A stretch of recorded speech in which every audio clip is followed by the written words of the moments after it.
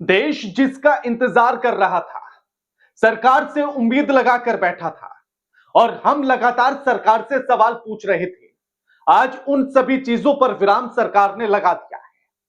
पहलगाम में हुए आतंकी हमला और उसका बदला अब 15 दिन बाद सरकार ने ले लिया है। एयर स्ट्राइक की गई और आतंकियों के 9 ठिकानों पर हमला किया गया। इस तस्वीर को देखिएगा और जमीन पर गिरते ही जो आग का गोला उठ रहा है, हर एक गोला भारतीय होने पर खुद को गौरवान्वित महसूस करता है। आज भारत का सिर एक बार फिर से ऊंचा हो गया है। आज एक बार फिर से खुद पर गर्व महसूस हो रहा है कि आतंक के आका पाकिस्तान को एक बार फिर से सबक सिखाया गया। एक बार फिर से उसके घर में घुसकर उसको मारा गया। एक बार फिर से उसको मुंहतोड़ जवाब दिया गया।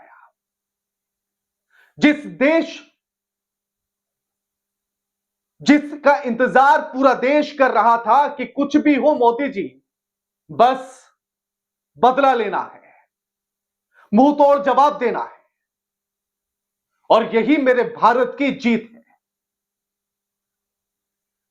रात के लगभग 2 बजे यह हमला होता है।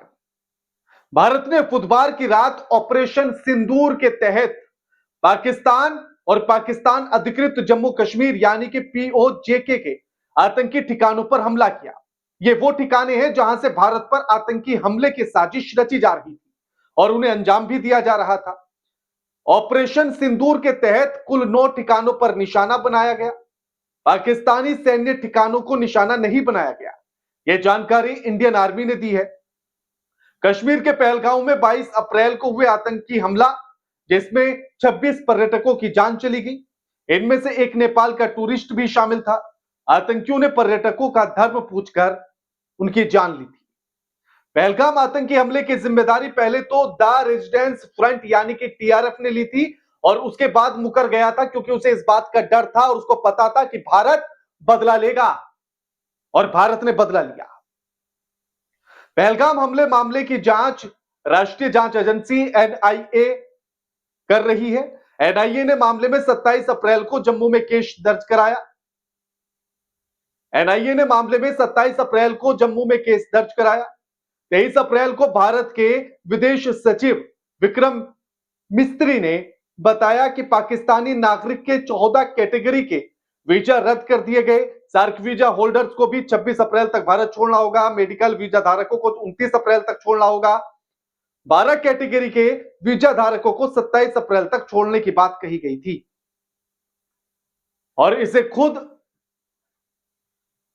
और इस ऑपरेशन का जो ऐलान है, जो जानकारी दी गई, वो एडीजीपीआई इंडियन आर्मी के द्वारा दी गई है और पूरा देश इसी को लेकर इंतजार कर रहा था। पूरा देश सरकार से यह चाहता था कि सरकार बदला लो, अब ज्यादा दिन इंतजार नहीं होता है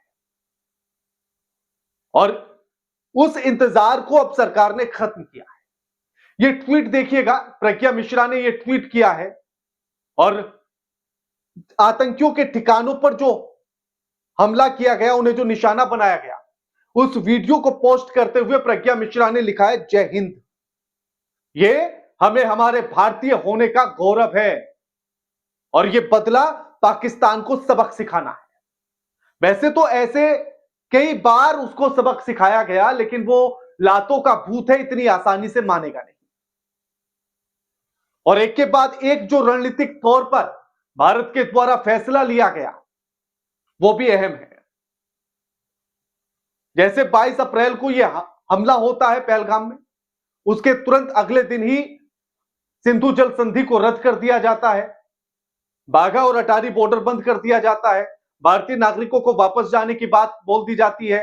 वीजा रद्द कर दिए जाते हैं और वीजा रद्द करने की तारीख यानी कि अलग अलग कैटेगरी के वीजा को रद्द करने की तारीख होती है, जिनमें 26, 27 और 1 मई तक का समय था कि पाकिस्तान के लोग भारत को छोड़ दें। उसके बाद फिर YouTube चैनल बैन किए जाते हैं, उसके डिजिटल प्लेटफॉर्म के तमाम अकाउंट्स को बैन किया जाता है, एक्स अकाउंट को बैन किया जाता है। एक के बाद एक लगातार कार्रवाई चल रही थी। और इसी बीच लगातार सरकार से यह सवाल पूरा देश पूछ रहा था कि सरकार, ये कूटनीतिक स्तर पर लिए जाने वाले फैसले तो ठीक है, लेकिन यह बताइए कि कड़ा जवाब, ईंट से ईंट बजाने वाला जवाब, ईंट का जवाब पत्थर से देने वाला जवाब आखिर कब होगा। लेकिन अब उस पर विराम लग गया। एयर स्ट्राइक की गई, 9 ठिकानों पर आतंकियों के हमला किया गया, उनको निशाना बनाया गया और नेस्ते नाबूद कर दिया गया। यह दूसरी एयर स्ट्राइक है।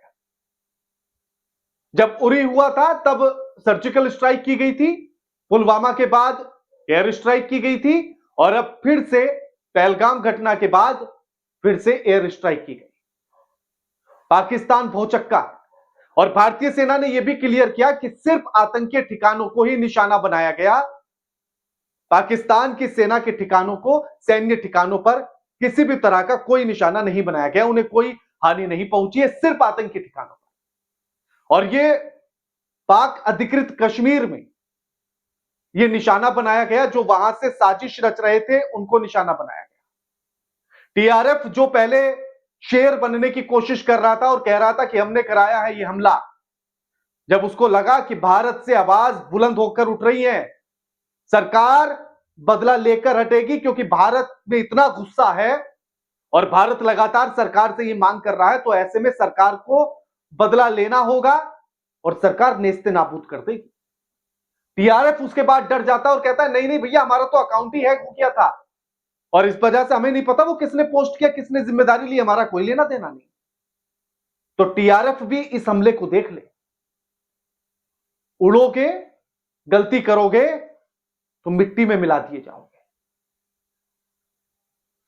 और साथ ही ये, क्योंकि गुस्सा जिस तरह का पूरे देश में था, तो लोग ये कह रहे थे कि इस बार कोई स्ट्राइक नहीं चाहिए, आर पार की लड़ाई चाहिए और ऐसी लड़ाई चाहिए कि इस धूर्त पाकिस्तान के होश ठिकाने आ जाए। खैर, सरकार की वैश्विक स्तर पर तमाम मजबूरियां रही होंगी और उसके बाद ये स्ट्राइक करना आसान बात नहीं है। और आप हमें ये जरूर कमेंट करके बताइएगा कि आखिर इस स्ट्राइक से आप कितना खुश हैं। क्या आप सरकार से इससे भी ज्यादा बड़े हमले की उम्मीद कर रहे थे क्या? इससे भी बड़ा जवाब देने की उम्मीद कर रहे थे क्या? इससे भी ज्यादा पाकिस्तान को सबक सिखाने की उम्मीद कर रहे थे क्या? आप हमें कमेंट करके बताइएगा। वीडियो लाइक कीजिए, शेयर कीजिए और चैनल को सब्सक्राइब करना मत भूलिएगा। नमस्कार।